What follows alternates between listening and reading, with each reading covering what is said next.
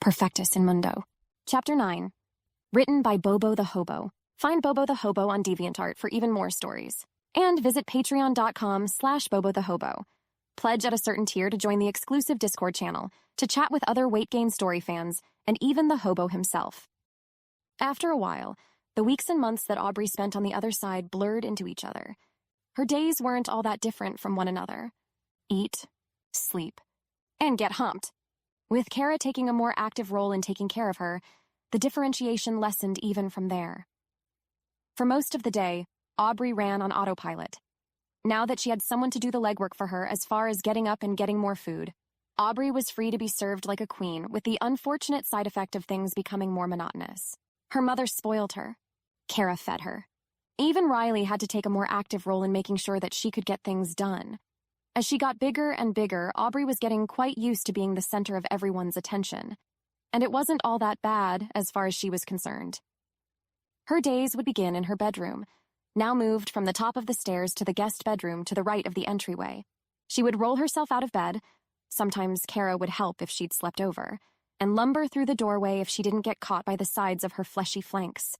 Her great tankard of stomach, the vast apron of fat that swung from side to side with her heavy steps, would squish and roll and wobble with her gait as she jiggled haphazardly from one part of the house to the other. Jesus Christ, Riley winced and recoiled.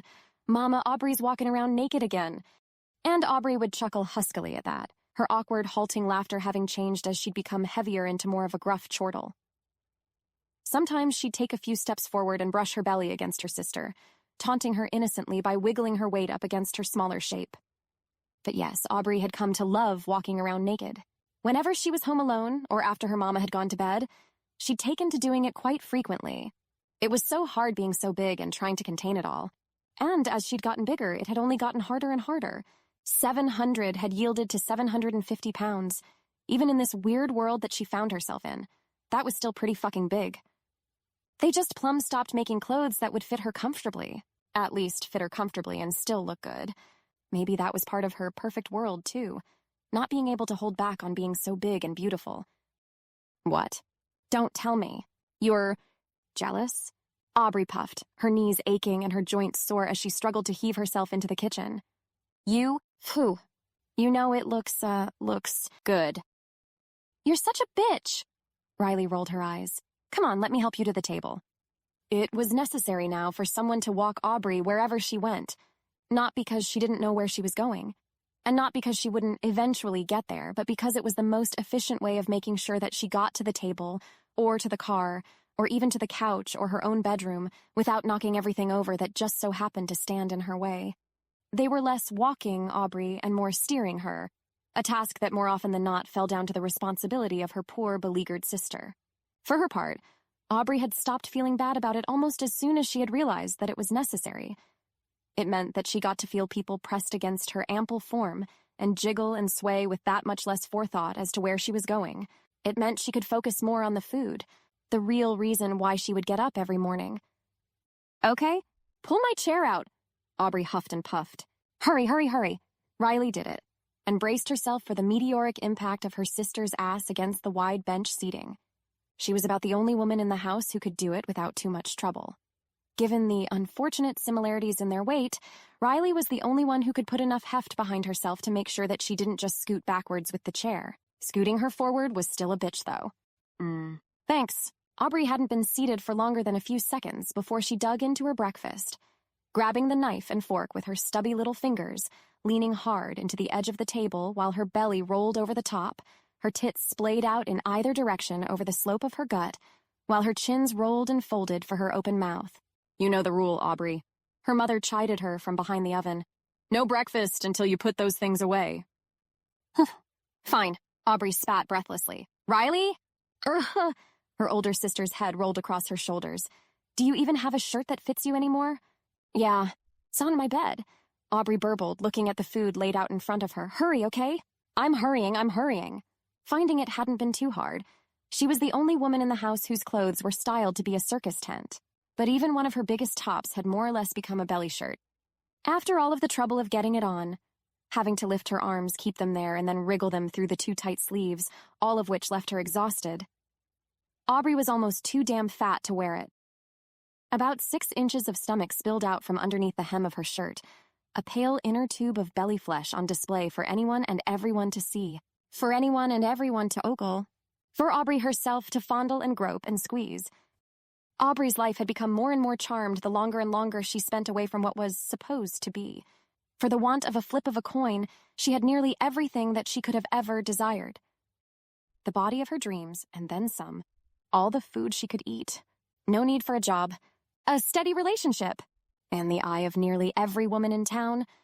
Aubrey was literally living her best life, and it hadn't come about until she'd picked up some stupid coin on the stupid floor of a stupid antique shop.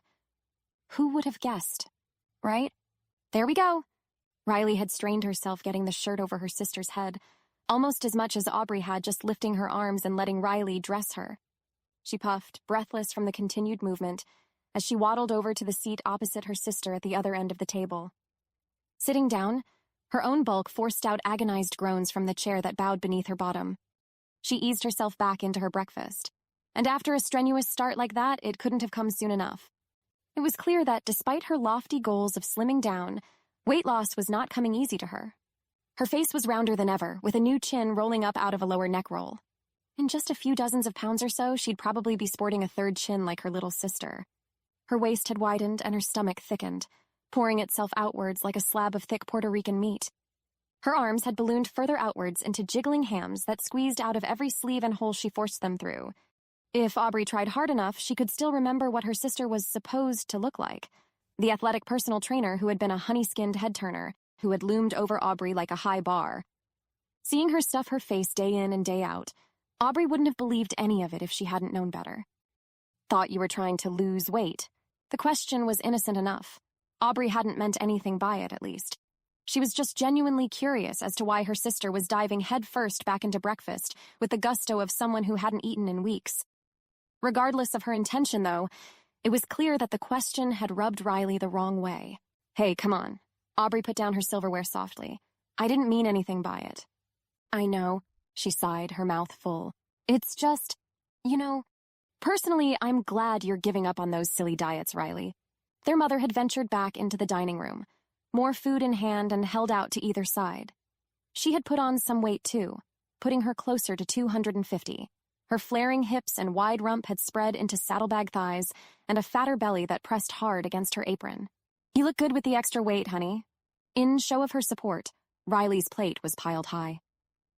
Topped off from the dent she'd made in the monolithic meal she'd served herself, with a little extra on the side, Riley's expression turned from miffed to defeated as she slowly began to shovel through the replenished meal. I know, Mama. It's silly for you to want to starve yourself. I know, Mama. Their mother watched, hands on her hips, as if to make sure that Aubrey was actually eating her food. Standing over her daughters, it was the most real her mother had seemed in quite a while. Though Aubrey hadn't noticed that the habit stayed between worlds, she'd been doing it the entire time. On the other side of the coin, she would watch to make sure that Aubrey wasn't eating too much. Here, she was watching to make sure that Riley ate enough. It wasn't until Riley had kept eating for a few minutes before she backed away into the kitchen, off to make something else for her daughters to snack on. Riley's expression hadn't changed, even as she continued to eat. She wasn't in pain, and she wasn't uncomfortable. There was just a certain sadness to her eyes that Aubrey, even as accustomed as she was to this by now familiar reality, couldn't help but empathize with. Hey, Riley? Aubrey piqued her question softly, just loud enough that she'd been able to be heard over the sound of her sister's gorging. At the sound of her name, her sister looked up, that same sadness now more placeable in her eyes. You okay? Riley teared up a little, diving back into her food with a bit more fervor. Instead of eating it, she was skewering and stabbing, batting the food back and forth instead of chewing, suffering through it instead of enjoying it. Any of it. No? She finally said, her voice low and somber. Fuck, you wouldn't understand. Hey, come on.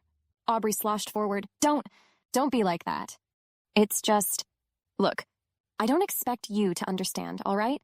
What's that supposed to mean? Nothing, just, look at you. Riley held up a hand and ran it up and down in gesticulation. You're like perfect or whatever.